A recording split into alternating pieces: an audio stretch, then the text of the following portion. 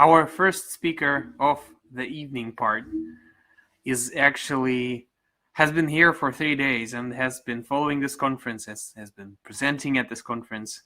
It's Yanis Angelis, an amazing story practitioner and a narrative therapist who will help us think about the borders between the human and non-human worlds.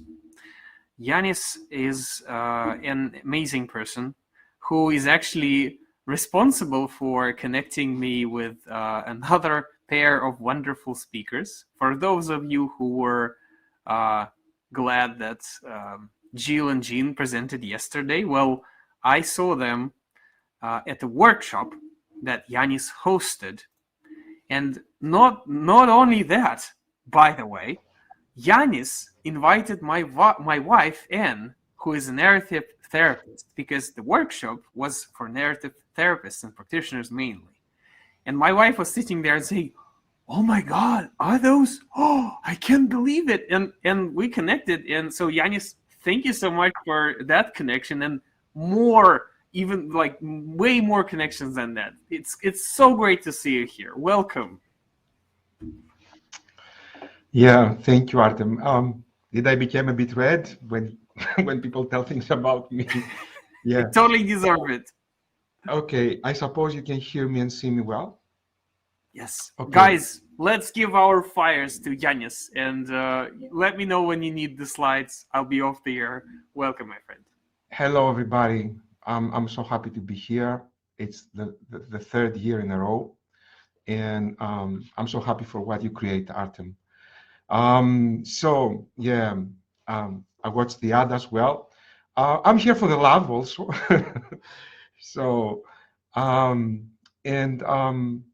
yeah, before even I start about what I have for you today, I would really like to say a few things.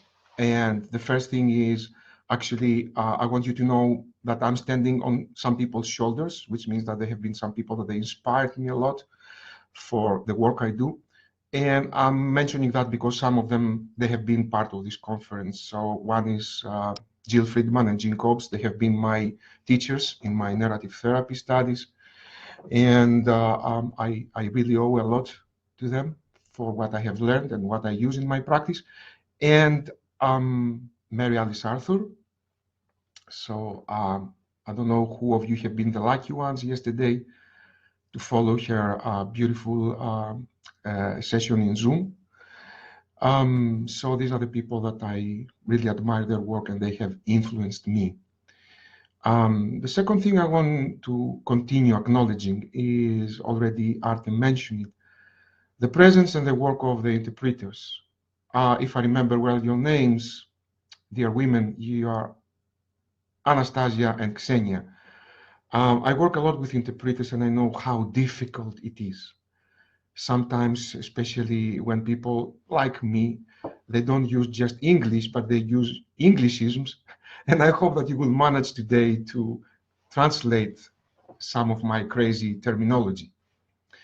And the other thing I would like to share is that all of us speakers that we participate in a kind of a long days conference, so this is the third last day, we always have the agony that what we were planning to tell and what we were planning to bring here, somebody else has already spoke about that. and this was the case also for my kind of presentation here. So it's funny. I don't want to repeat, what others said, but we will just connect together some threads. And the last thing I want to say is that please be prepared. This is a warning. It's going to have some interactivity, this kind of session. It's very, very small one, since it's not like Zoom that we can just get together in small breakout rooms. But let me keep this surprise for later, okay? But let's say for a good start, and just to start connecting, it's already late Friday, I would like to bring a little bit more of your presence here in the room. And I would really like to know, and maybe you are interested also to know, what has inspired you to follow this particular session of mine? I would like that you write in the chat, and you write in the language that you like, of course, and you are more comfortable. And Artem, I would appreciate if there are in Russian. My Russian is in quite very primitive, level. I only know this beautiful song, "The Blue Wagon," and I remember the movie, "Spasibo Cheburashka." This is the thing that I speak in Russian. So please write in the chat what inspired you to follow this particular session. Spasibo.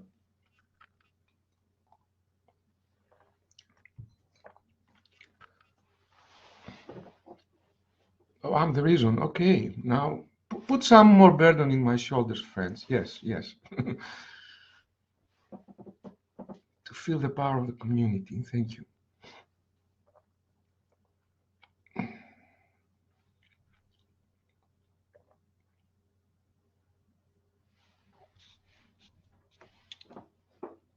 Beautiful.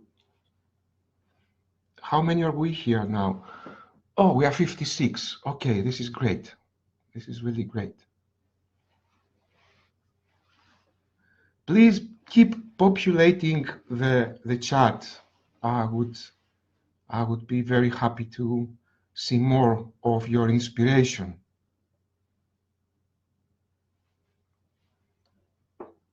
And I will try to speak slow, so I give a kind of spaciousness to the interpreters. Anastasia, is that you, or Xenia, who is today with me? Because when I'm excited like I'm now, I usually speak very fast.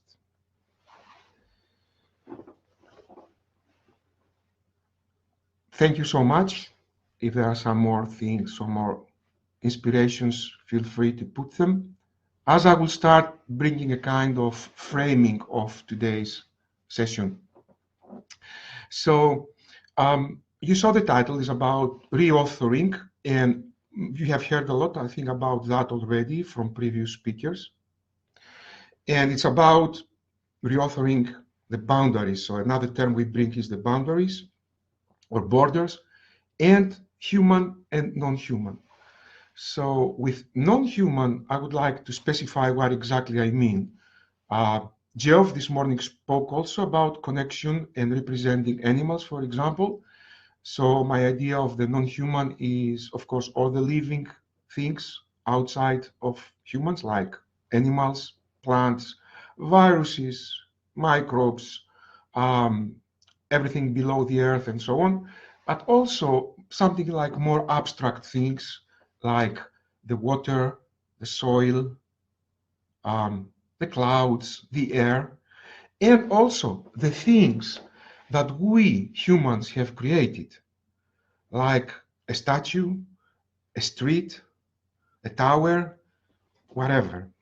So this is for me the non-human world. And I got inspired to bring this idea here from a recent project of mine, which has been a Biennale project. So Biennale is one of the most important contemporary art exhibitions in the world, and it takes place in different cities. And my project was called, this happened along with two great groups of artists from Germany. And the three of us, we make a coalition, and we brought this project to Biennale. The title was Climate Parliament, Stories of the Non-Human.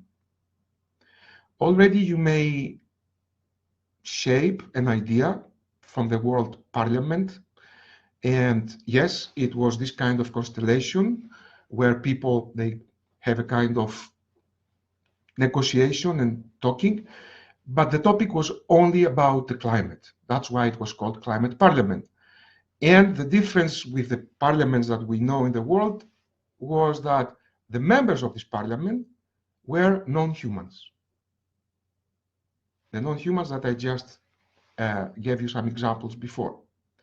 So, and the idea was that these non-humans, they negotiate and they speak about how the climate issue is affecting them and what will be some proposals for a change towards themselves so they feel better and for the planet. Of course, as you may understand, these non-humans, they have been represented by voices of people. Now you may say why this has been a part of an art exhibition. Because it's my strong belief, and I saw it happening, when you involve art in a kind of a process where you use stories as well, there is an embodiment. So the experience of the story becomes even bigger, even more embodied. And that's what we did. The outcome, of course, was deeper connection with the non-human that people represented, and deeper connection and empathy among the people that they participated in this project. But this is kind of a thing that we can have in another session, in another conference. All right? So, and I will also speak about the whole philosophy behind this idea of reauthoring the boundaries between the human and the non-human. This comes from a philosopher, a French philosopher who died recently, actually last winter.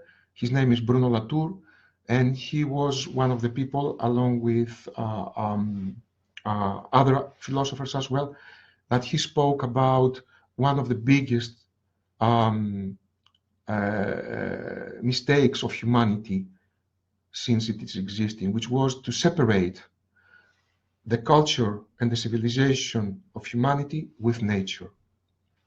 And most of the things and the problems that we have today, they have the foundation on this separation. Okay, so you may feel confused, and this is okay, or you may say, what is happening here? I will just go now and share very, very few slides, because as I said, then it will be your part. I will ask you to participate in a way. And yeah, thank you, Artem. And so here, as you can see, I have accompanied the title with a small image that has been created by artificial intelligence.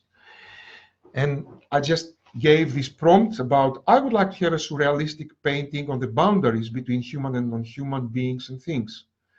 And this is what DAL-E, this artificial intelligence image creation platform, came up with. Very interesting, like kind of a human figure. It tears out a kind of a notebook paper, like a boundary, and it creates something like wings. I find it very interesting.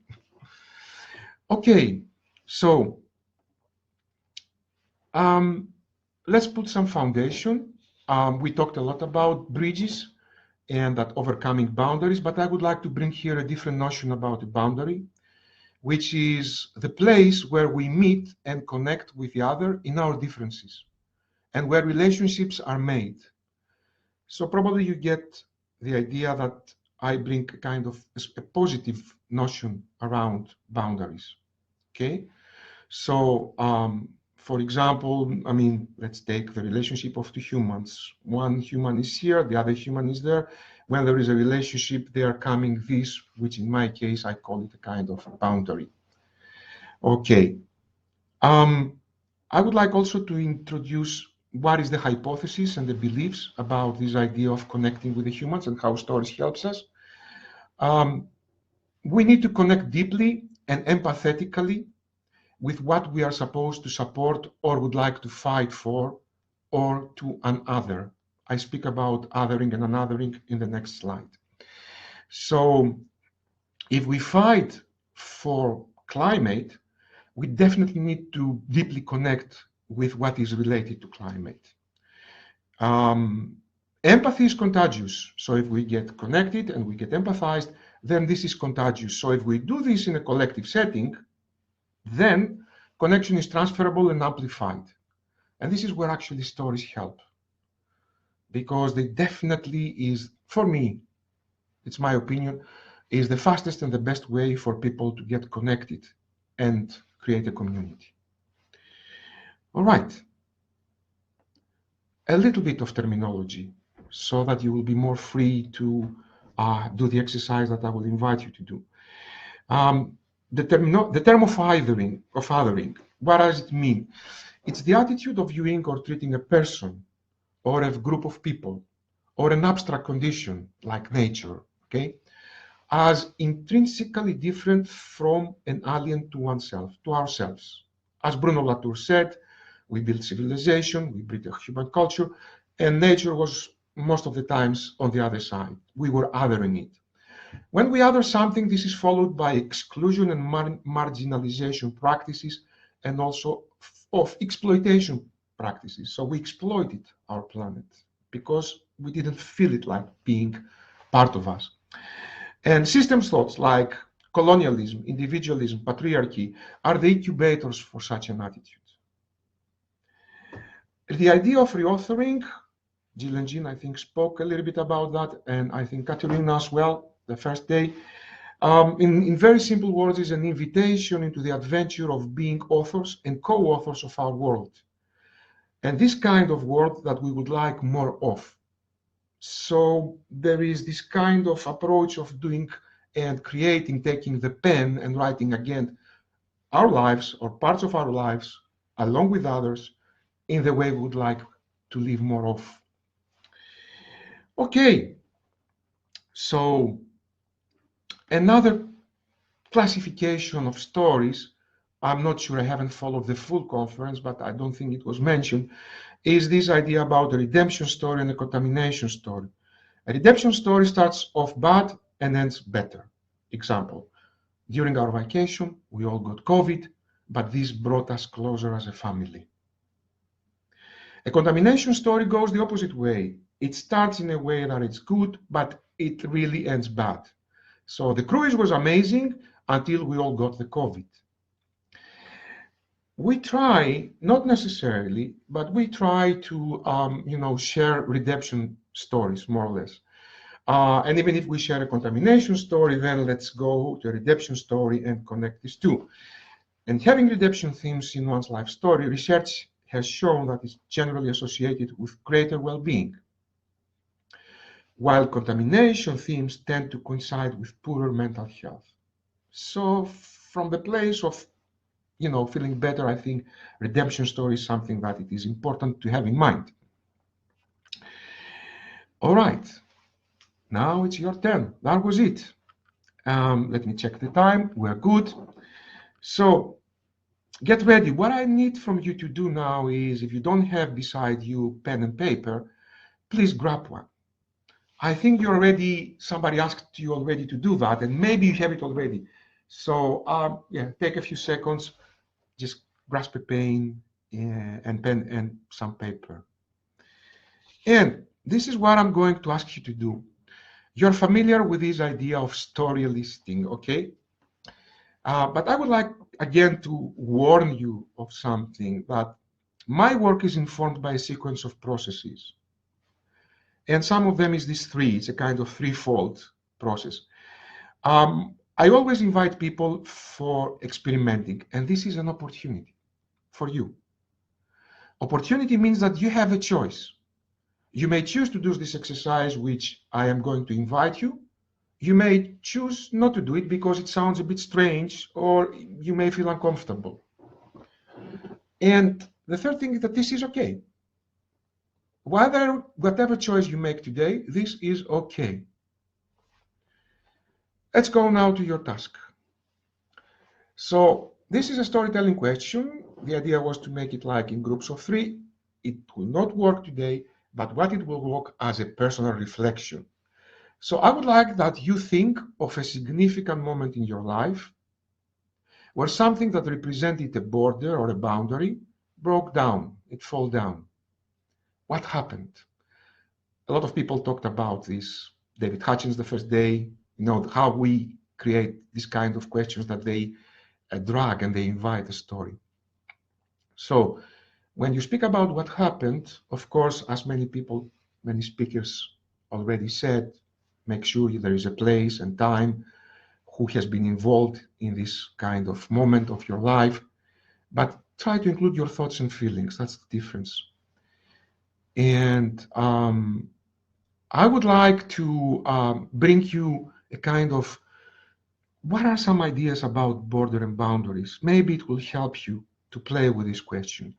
So it can be a really tangible thing, like a door, like a fence, like a street, all right? So the fence between you and your neighbor's gardens. Maybe there is a story there. Sometime you decided to drop down the fence for whatever reason. What happened? Something metaphorical, like a psychological armor, maybe a trauma, and it invited you to bring a kind of an armor so that you get protected from things coming from outside and maybe things coming from inside out. And it can be an abstract thing or a behavioral, like a stereotype, like a prejudice, like a dominant discourse. Okay, let me give you some more examples here. When I said about boundary can be a street, just look at this image. This is in Mumbai. And this small piece of land, like a street of soil, of earth, it is supposedly separate the rich area of the area where rich people, rich, whatever definition we make for rich people in Mumbai live and poor people. So what kind of story, we can build here from this image? And now I'm going to the big challenge. You have to tell your story as being the boundary or the border that you will choose in first person. So you are representing it. So what is the story if you have been there in this Mumbai, area, and you know this street? And what would be the story that the street says about that? I'll give you also an example of a stereotype or a dominant discourse about a boundary. I have grown up, I'm origin Greek, and a kind of a dominant discourse in my culture, at least in the old times, it was that men don't cry. I lost my father when I was 28, and he was more or less in my age. So in his funeral, I saw a lot of strong men, which was his companion, his colleagues, crying like babies. So, and if I would have done this exercise that I ask you, the way I would have done it, it would be like, I am the man who don't cry. And I'm today in Yanni's father's funeral. And what I'm experiencing, ta-da, ta-da, ta-da, ta-da. So you get the meaning? You are going to be this non-human, let's say, entity, whatever it is, and you are going to speak about an incident, a moment in your life that me as a boundary, I broke down. So I hope that you get it. You will have, let me check, all right, you will have something like 10 minutes for that. I will allow you in full silence, 10 minutes to write down in one of your notebooks this story. And then when we come back, we will discuss about your experience, but I will not ask you to tell the stories, okay? But what did you learn from this process? So, as I said, it's your choice if you're going to make the exercise or if you need to rest for the next 10 minutes and come back. The time starts from now. If there is a kind of question that you need to ask, question that needs some clarification, please put it in the chat right now, and I will try to answer it.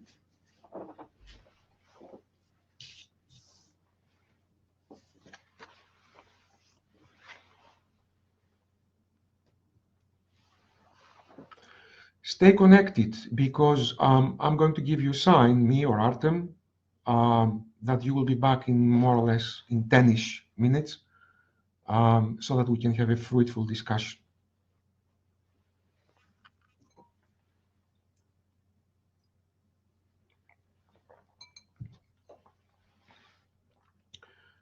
I go back to the previous slide as well. As I said, your story must be told by the border of the boundary on the first person. And yes, I forgot the 2 bullets. It is an invitation for a redemption story. I say that because when a border breaks down, it seems like a contamination story. Okay, this is when really bad. But when a border just breaks down, something probably good may happen. I have no idea. It's going to be your stories.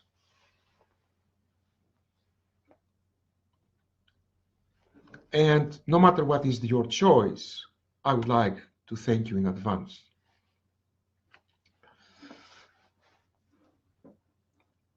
And I would like to.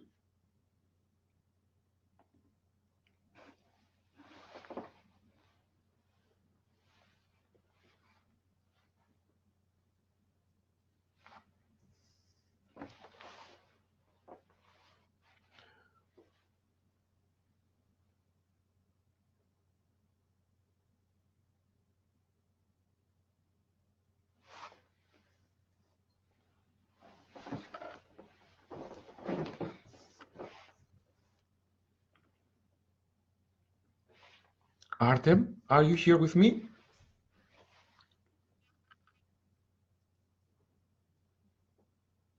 No, you left me totally alone. No, there you are. No, I'm here. I'm really thinking hard about a story I could tell. I was thinking that I'm too lazy to write, but just now I started typing because I have an idea for a story. Yes, okay, then I will leave you. The idea is, maybe people hear me also. You don't need to write the full story in detail. Maybe you keep notes. The idea is to have the experience of representing this non-human, which is the topic of the conference. And also, it's a kind of a strange idea about boundaries in our lives. I just want to remind you that we will need some people to speak after. Are we ready for that? All right, that's Yeah, beautiful. I guess if the people will be ready, we are always ready.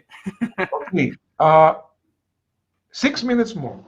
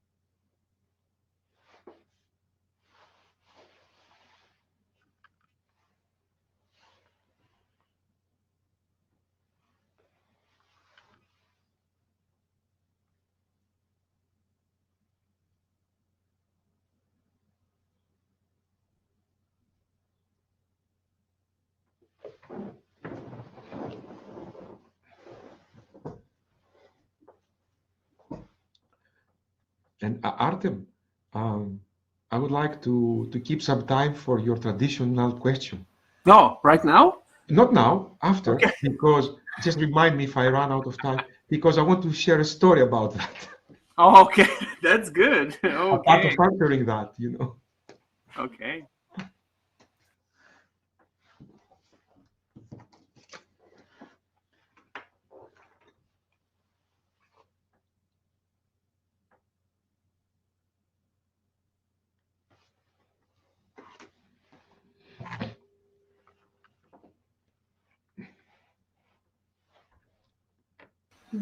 Just in case, Yanis, we are having Cynthia's talk scheduled for 10 minutes, like till the hour. I'm not sure of your time zone right now. Yes. So, like, I can see Cynthia's already here. So I guess like 5 minutes here and there might be good. But you asked me to keep you mindful about the time. Yes, thank you. I'm planning to finish on time. Of course, we will invite people, and so it's depending also on them. And Cynthia, hello. And I don't remember if I ever told you how much I admire your work. I mean, you have done tremendous work. So, yeah.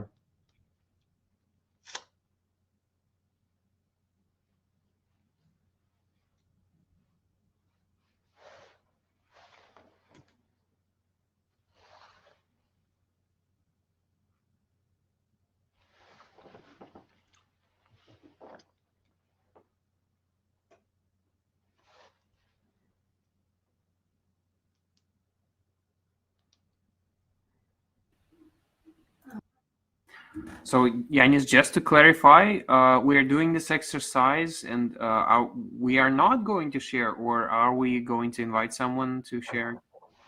No, no, that's not the intention, and we don't have the time. Okay. But what we are going to do is we are going to do this, what is called bring the wisdom in the room, a kind of collective and mutual learning about the experience Okay. in the very short time of maybe 5-6 minutes. But let me invite the people when I ask them to come back.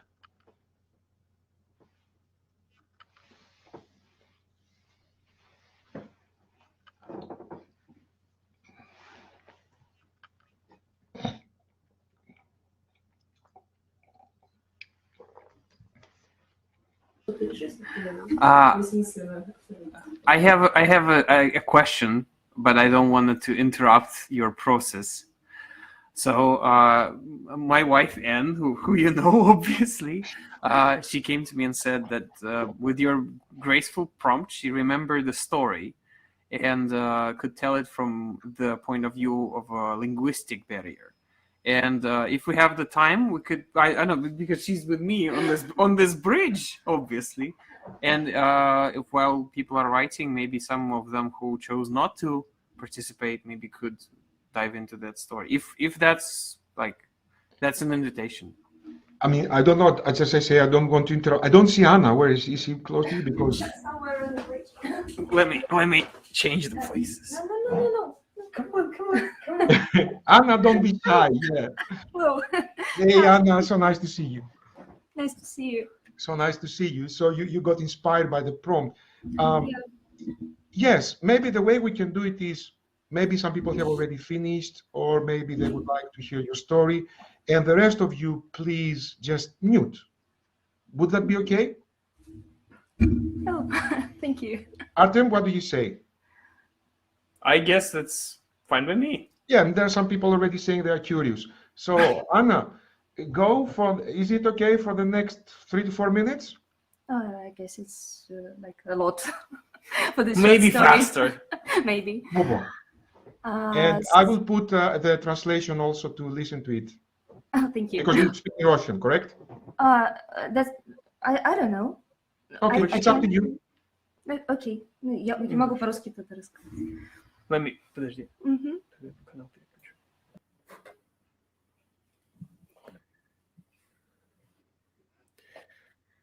So I was talking about the linguistic barrier. I'm the linguistic barrier, and I really used to be the barrier. When there are lots of people who talk different languages, we all sense that I'm here. I'm so heavy, and we all feel it, that they don't understand each other. They cannot understand what's important for other people. They cannot be properly together. And once, when a family of Artem and Anna and Anna's parents, when they all decided to travel to Greece, we were so happy. We were singing together. Anna's father took the guitar, and the whole family together, they were singing. It was so nice. And at one moment, Anna was singing such a nice waltz.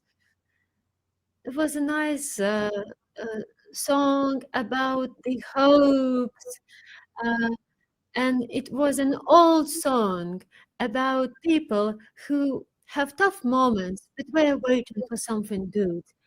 And at what point I understood that I have cracks in me, that I'm kind of not a language barrier anymore. They can see through me, as though I have holes in me, and I'm transparent. Because, well, Anna was singing, and here at the very same place, there were other people sitting. They were Greek, that we were hearing this song coming from the yard, and some of people they just stopped talking. Other people, they started to dance. They started to listen carefully, and then when the song was over, uh, those people on the beach they started applauding, and I felt like, well, I'm nothing. I'm not very anymore because people who spoke different languages, they understood each other without language. There was this emotional connection where souls were speaking to the souls. And for me, that was totally unique. I can be not that important and not that heavy. Thank you very much. Wow. Anna, thank you so much. Anastasia, thank you so much for the translation as well. I listened to you. I mean, I think this is the beautiful moment also to invite you back, folks, and we can also start sharing. And the way I will invite you to do that is with the support of Artem. Anybody who wants to speak, please write your name in the chat, okay? And Artem will give you kind of a permission to the microphone, I suppose. But for the rest of you, please write in the chat and answer this question that I just put here. So the question for you is, what has been revealed? You did this exercise, or maybe you didn't do it or whatever, and there was something happening in these 10 minutes. But of what happened, I'm interested, what has been revealed for you?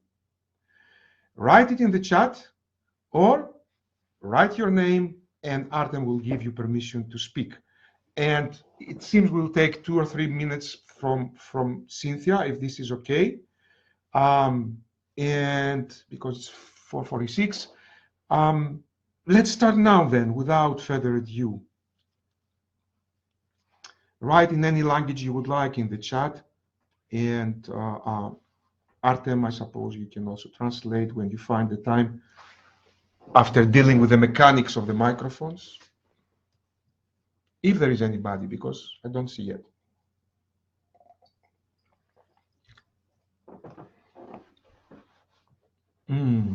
Traumatic story popped up. Interesting.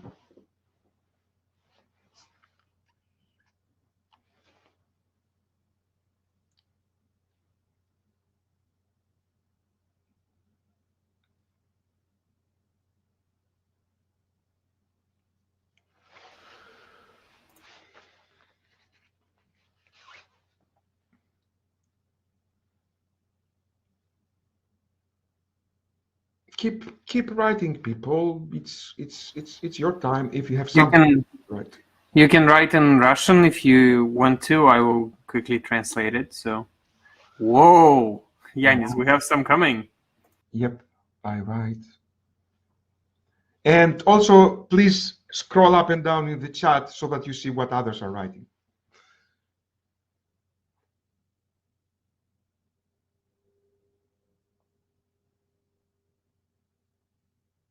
All right. A fluid boundary.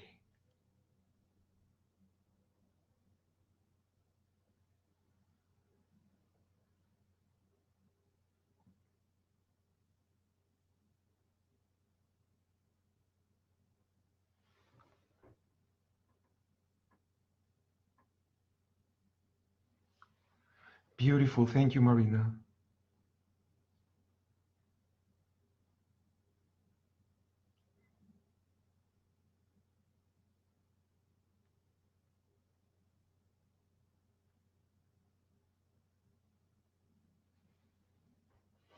Thanks, Vinod. Beautiful. Wow.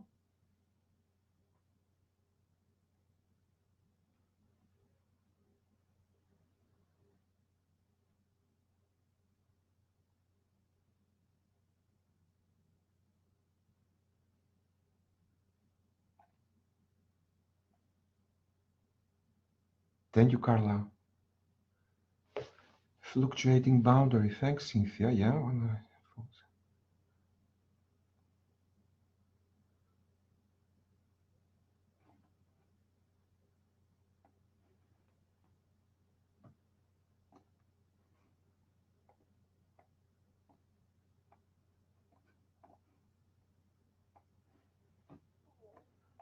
Beautiful.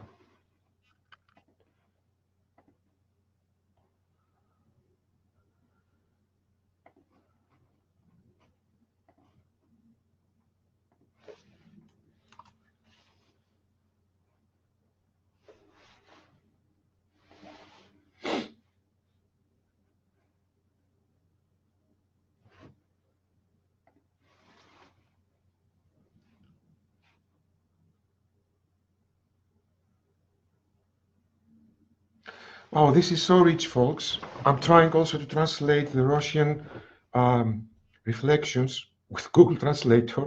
So allow me this silence also. Those are the ones I translate from English. Ah, okay, great. For the other participants, so don't worry about. Okay. Yeah. There is one I translated from Russian to English. It was from Elena. All right, I'll read that. There is a kind of different kind of impulses and of what has been revealed, and this is very interesting. So thinking of time, folks, I really want to thank you of your being bold to participate in this small experiment.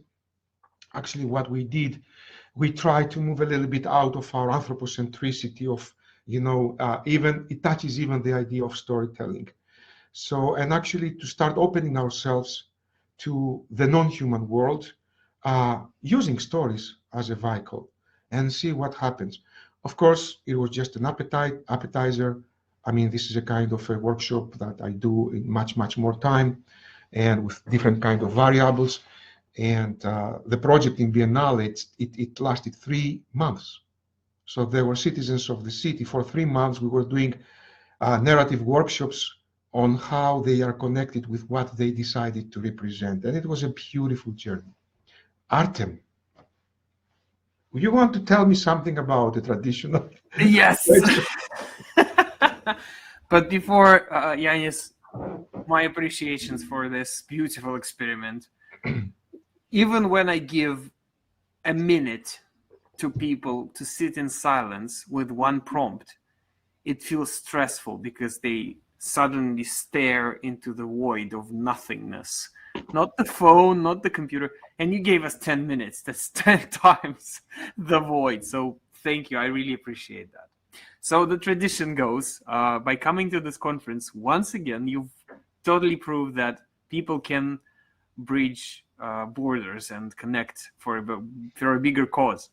So that's a great meaning, and it connects people. So what's one more meaning that you would like to get people inspired about, so we can live in a place with more bridges? All right. So now I need to tell the story before, very quickly. When you send us, the speakers, I mean, this question, I really took it very, I was very sensitive. I say, I'm going to work on this question. I'm not going to put it aside. And I'm going to answer like a good student. So I want to honor Artem for this beautiful question. But you know what happens is, well, somebody said that life is this thing that happens that when you make plans. So, and what happened in life is that I started following this conference since it started, and I was more or less present in most of the talks. And from what I've listened, it totally changed what I wanted and I have planned to say as an answer to this question. It didn't make sense anymore. I had so many beautiful things to tell you about kindness and compassion and permission and consent and agreement. Doesn't work anymore, because this is the way I'm going to answer the question. I will speak about the impulses I had from this conference. So many of the speakers, and also from the audience, they spoke about listening as one of the most important human attributes, that, including story listening, that really support us to build bridges. And some people spoke about the first thing that happened since years, which I call it a pandemic of non-listening, which is actually listening to respond, which means you don't listen.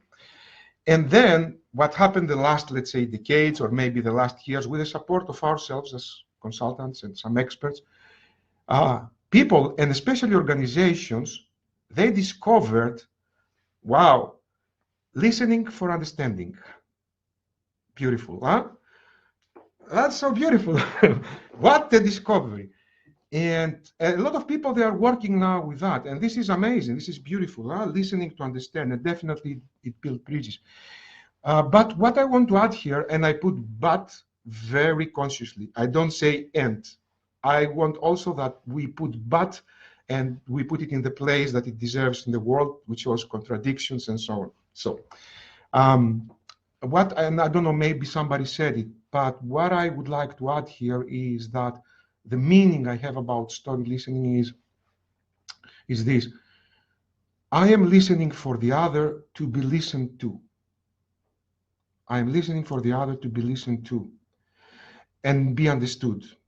And this means that no, I'm shutting down, I'm shutting off. I'm not asking questions, it's not active listening. And most importantly, I'm not listening to understand. I may understand because stories helps us make meaning and give us understanding. But my intention when I listen for the other to be listened to is not to understand. It's to be there fully present and support this amazing gift of listening unconditionally. I think that this is one more way of listening that really builds the bridges between people. And for me, it's a gateway to compassion and forgiveness. Because for me, these two things, it's beautiful to listen to people that maybe we have different opinions, whatever. But at the same time, how do we listen to people that they hurt us? That we have been hurt by them, like happens in a couple. Compassion is the kind of the process, I think. So, and the second small mantra I have is we have this huge story. It's the story of our existence, the existential story, which is, who am I? It's a question that it bothers us all the time, and it accompanies the question which says, who I will be in the future. So these are two big stories that they coalesce, and we are really elaborating on them.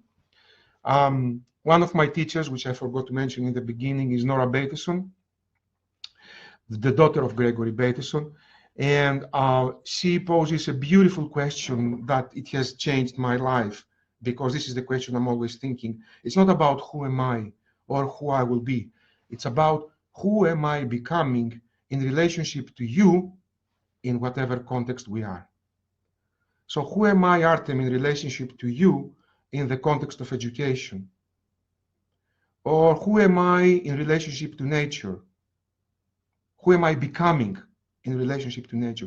Just put in your mind an organization as an organism that deals with this question in their organizational life. Me as an organization, who am I becoming in relationship to nature?